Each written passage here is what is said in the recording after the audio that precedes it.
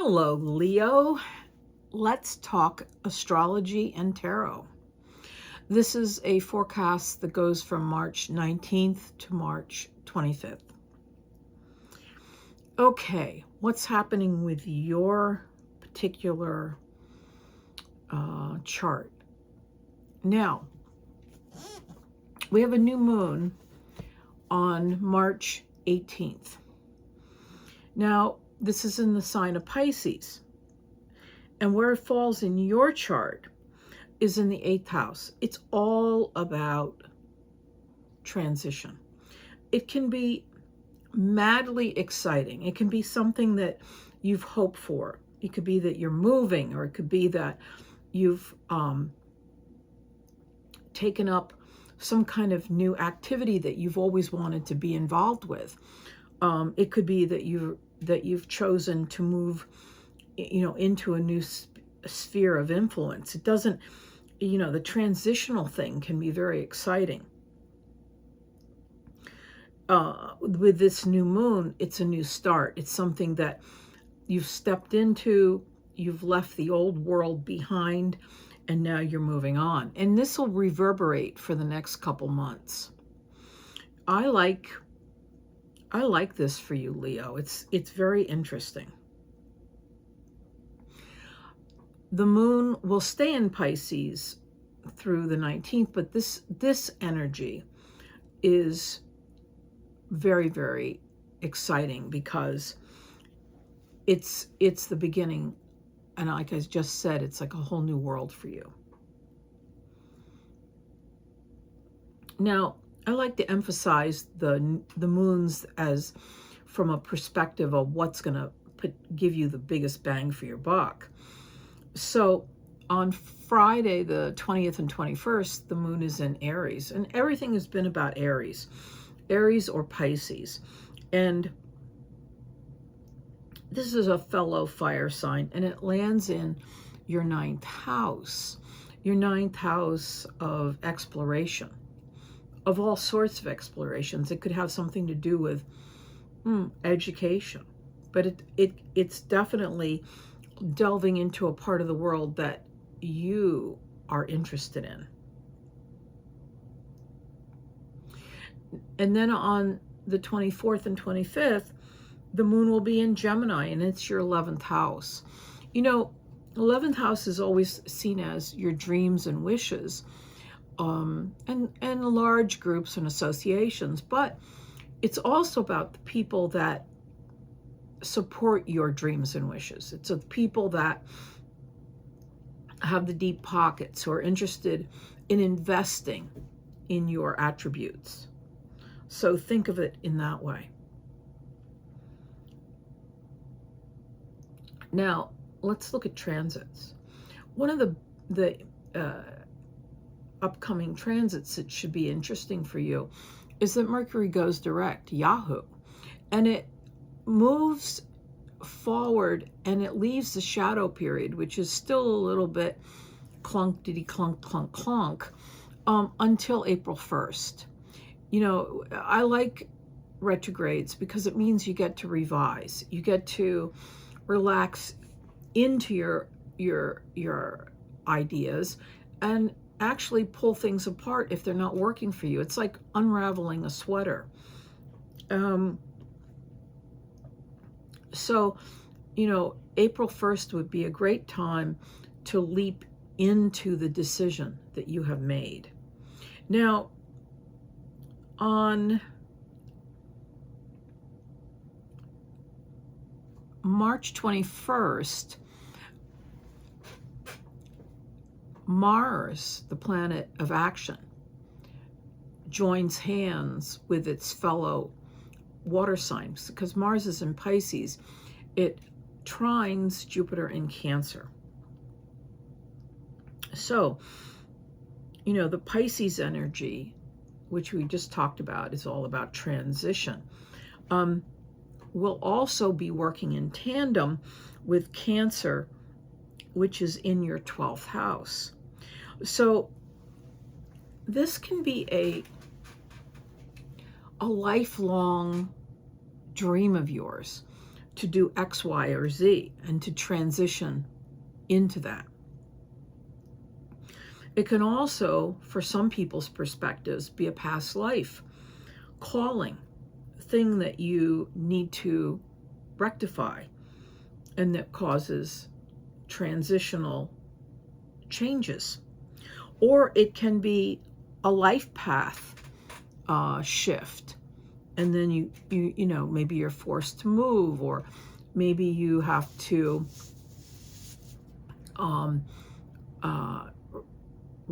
sort of recreate your persona in order to make something that you've been working on actually take flight. So this is coming up for you, and it's exciting, but it's a little unnerving because it means change. I think one of the biggest transits happening this year is actually two different transits, but they conjoin, and I'll explain it. There's a Saturn cazimi, fancy term for Saturn linking up with the sun, and it links up in a very close degree, within sometimes 1 degree. When you have the sun pushing and firing up Saturn, what you get is Saturn being extremely hyperbolic. In other words, if Saturn was already conservative, or Saturn was already structured and very very committed to always being the responsible force, the sun makes it even more so. So where does that land for you? Saturn is in your 9th house, Leo. So you're committed to your path, whatever that is in the 9th house. So if, say, you're an academic, which is often found in the charts of people, you know, who are academics, it falls in the 9th house. You are on time, you do your work, you are doing your research, etc., etc. It could be many different areas of that, but this is a commitment to that part of your life. Now, and it's responsible, and it's work within the boundaries given, etc., etc., because it's very Saturnian. The last time we had this kind of Saturn cazimi in Aries was in 1996. It went from 1996 to 1999. If you're old enough to look backwards, take a look at those dates, because it gives you insight into what you could be walking into.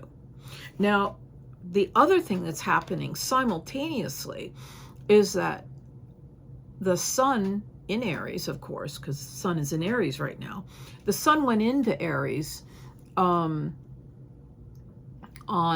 the 20th. So the sun is in the sign of Aries. It's sextile to Pluto in Aquarius. So we want to look at Aquarius. Where does this land in your chart? It lands in your 7th house of long-term partnerships. So what are we talking about here? It means that the sun is really, you know, again, firing up, but in a very positive way, the energy of Pluto. And it's saying, let's blow the lid off of any kind of partnership we have, and let's change it, and let's remodel it, and let's think outside the box as far as our relationship. Maybe we want to move. Maybe we want to, you know, change the configuration. Maybe we don't want a traditional marriage anymore. Yada hey, yada ho. And then at the same time, we have the Saturn cazimi. And the Saturn cazimi in the 9th house is saying you need to work hard, you need to put your nose to the grindstone, And these two energies are flying in the face of convention. So you've got, you know, the Pluto energy in your 7th house being highlighted at the same time, and it's saying think outside the box. And then you have the energy in the 9th house, which is, you know, practical and everything else. What does this mean? It means that there's a certain kind of push-pull between everything and anything to do with relationships and everything and anything to do with this committed part of your life, which has to do with studying, maybe exploring the world. Maybe you're an archaeologist and you have to show up at a dig at a certain time, and your partner is saying, oh, come on, we should go to, I don't know, some foreign country and lie on the beach. You know, whatever it is, you will find that there's a little bit of a push-pull, or maybe a lot, between your 9th house and your 7th, which is one is about committed partnerships and one is about this 9th house area that you have invested so much energy into. The other thing it could be a business partnership. So your business could be saying, we need you here in the office. And the other part of you would say, but I'm exploring the world and I'm supposed to be, and I have to be in Italy to check on the cheese. And your business partner is saying, oh, please come back here. We need your insight and we need your creativity and we need you to stop being so committed to that and come back to us. So it's a real interplay that you'll be experiencing. I really would like to hear what happens. So please, you know, drop me a line. I'm at cottagetarot.com. And also think about liking, sharing, and subscribing, because it really helps this channel. Let's take a look at the oracle cards and see what they have to offer.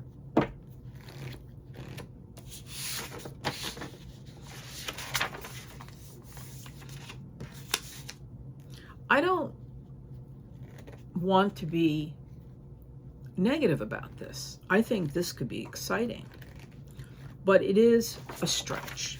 And so it causes all kinds of shifts and changes in people's lives when you have these kind of transits that are sort of overlapping.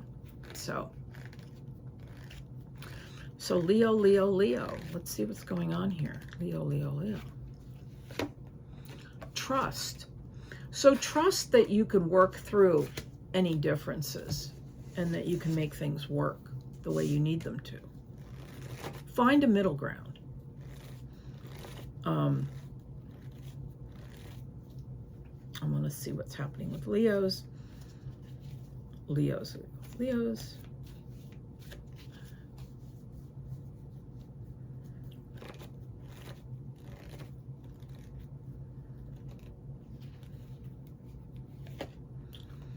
So it's been a period where you felt exhausted, broken, a little bit taken advantage of, hurt by circumstance. 10 of Swords. The King of Pentacles, though, is showing up here. A good solid base. Taurus, Virgo, or Capricorn. There's some good news about money.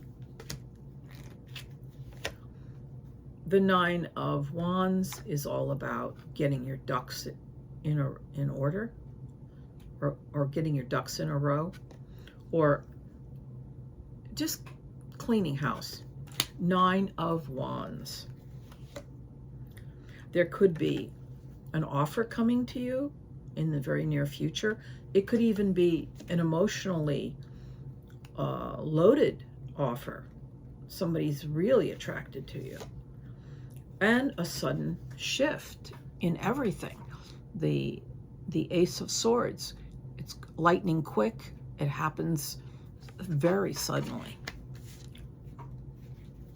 And lastly, there's a celebration attached to this. There could be a meeting, not just a meeting of the minds, but a meeting of the soul and a commitment to a long-term partnership.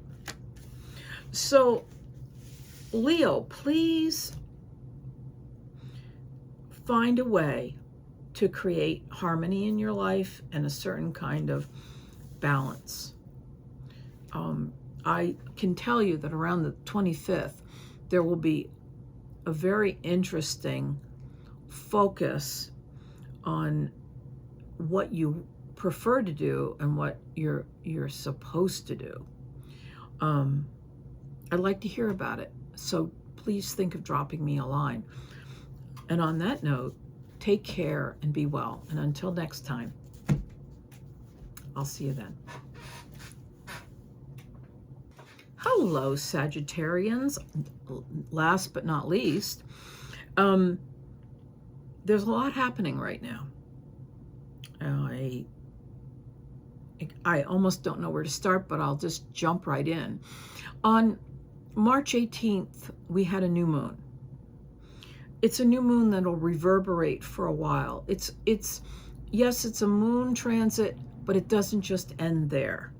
For you, Sagittarians, this new moon transit means a new beginning in the area of your home of origin, your family, and your mother or your mother figure. Some of you have aunties that act like or feel like mothers. There's a new beginning.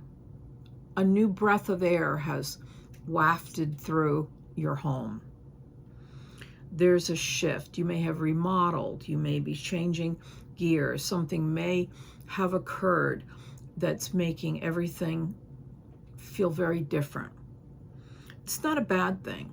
It's just new. On Thursday the 19th, the moon is still focusing you in that direction, and that will continue. Now,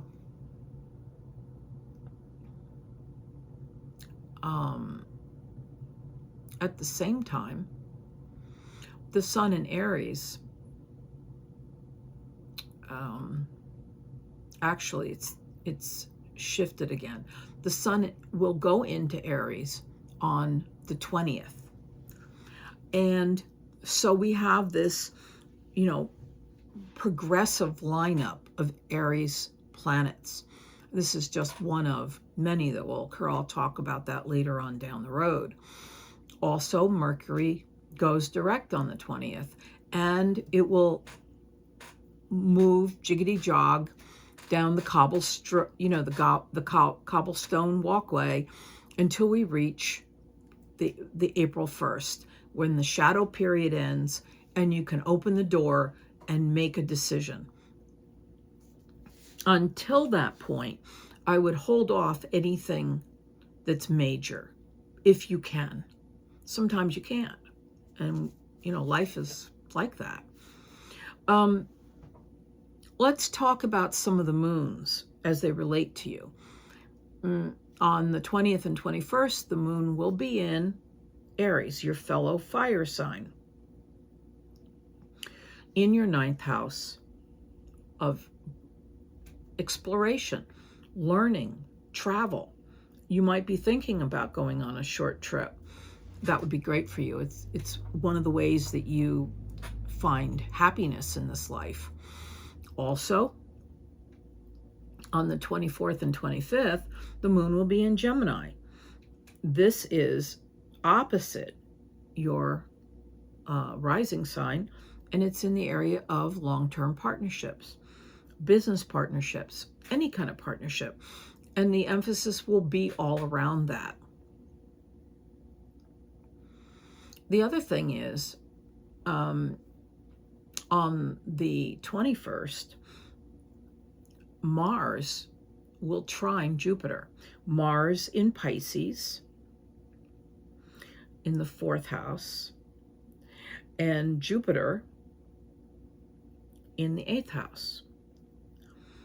So it's a happy thing. It's a transitional thing, but it does talk about issues in the home and the family and the homestead as it relates to a major transition. So maybe you're remodeling, maybe you're taking apart, one of the houses, maybe you have, done something has happened so that there's a clearing going on. But whatever it is, it's a connection, an energetic connection between Mars and Jupiter. And Jupiter is growth. Jupiter is in the sign of Cancer. It's about family, children, food, traditions. And Mars is pushing the envelope. Mars puts the energy into it. So you may be looking at ways of holding on to family traditions or memories of those family traditions or the family unit in general.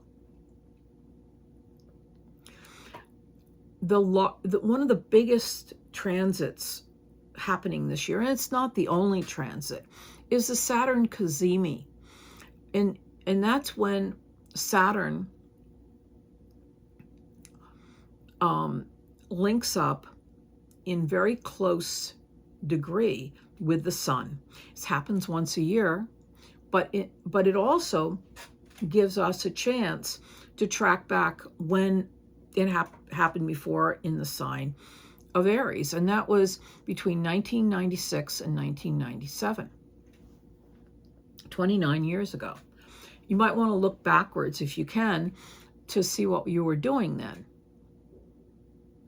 Well, that's happening now, and that's happening in the area, I'm looking here at your chart, of your 5th house possibility, where the emphasis is on one of your children, but also on your creativity. Is there something you used to love to do or would like to do now that you could bring into the, limelight?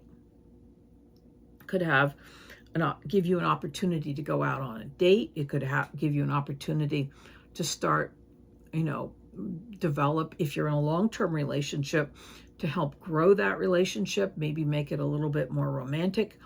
I don't know what that is for you, but that's definitely part of it. And with this particular cazimi, though, was Saturn being given the force of the sun, and Saturn being as traditional and bound to rules, you may be feeling like you have to follow a guidebook as it relates to everything and anything in that 5th house.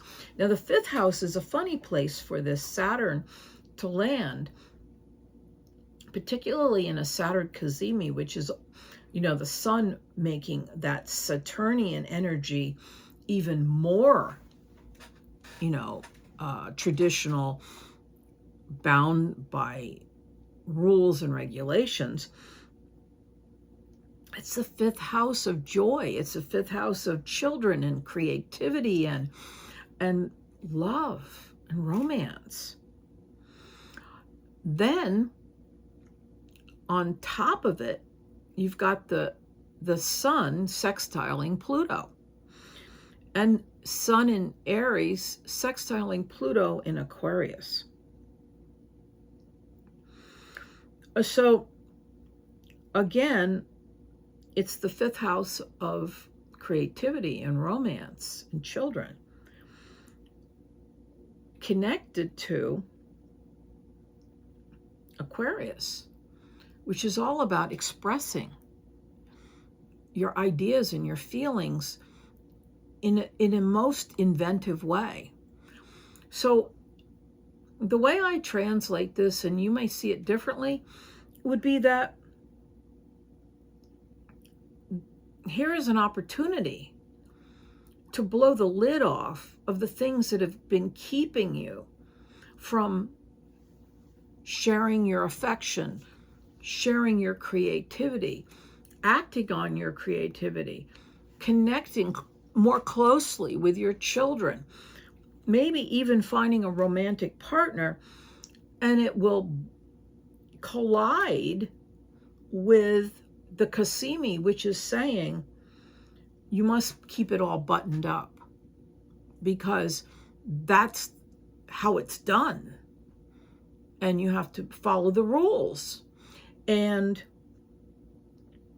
with this Saturn sextiling,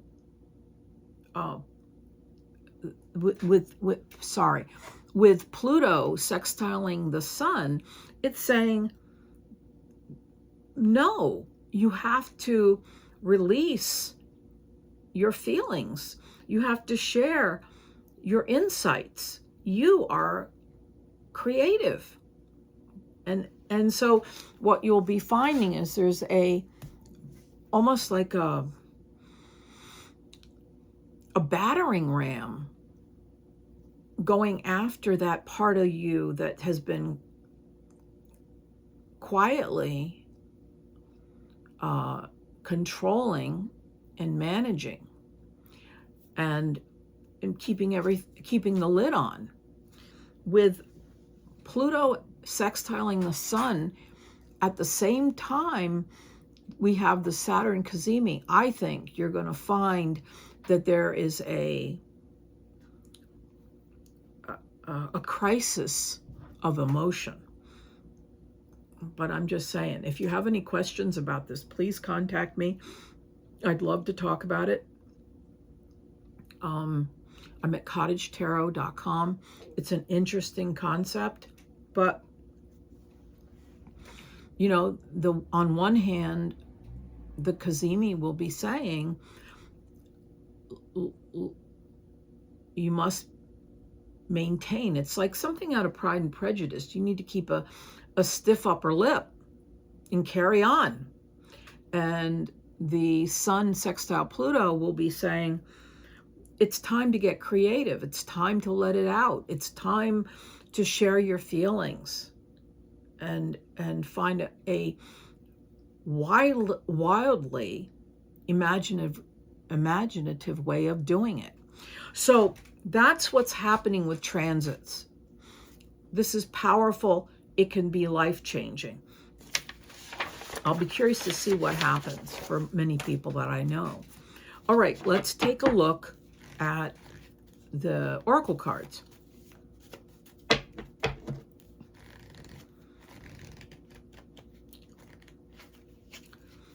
Sagittarius, what's going on? Trust that the universe has your back. Sagittarius, what's happening with Sagittarius?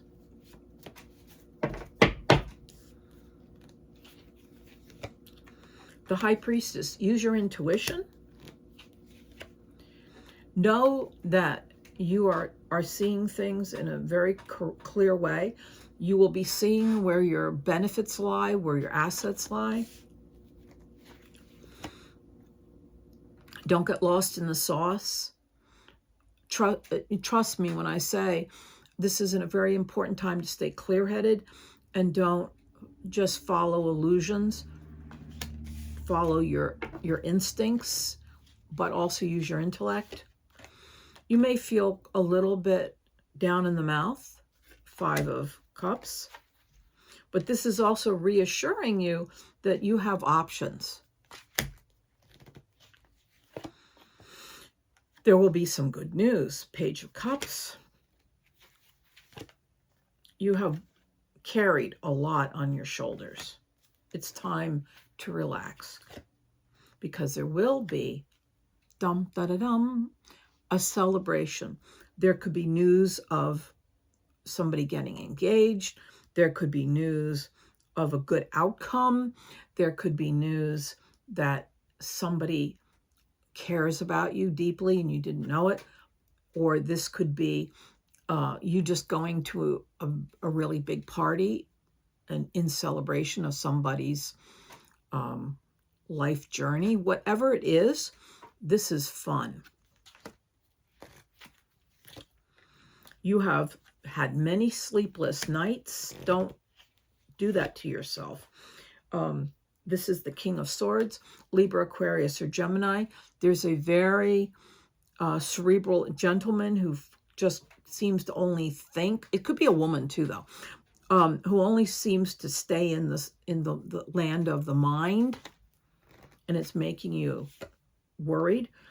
You might need to consult with somebody to find out how to manage the situation with this person. But I have to reassure you, not just to be Pollyanna about this, things will improve probably within about 6 weeks. So here's what I'm going to say to you, Sag. There are some really positive aspects out there for you. There's an opportunity for you to share your heart with the people that you care the most about. There's also an opportunity for you to open up and be more creative and to learn some new tools for doing that. There's also a positive outcome and a changing energy in the life that you lead or the work that you do. Please drop me a line, share, like, and subscribe. If you want to get more information, please contact me. And I have a website and along with this channel, and I always love to hear from people. So take care, be well, and check back in with me after the 26th. I sometimes run a little late, but I normally get around to posting. Thank you and take care.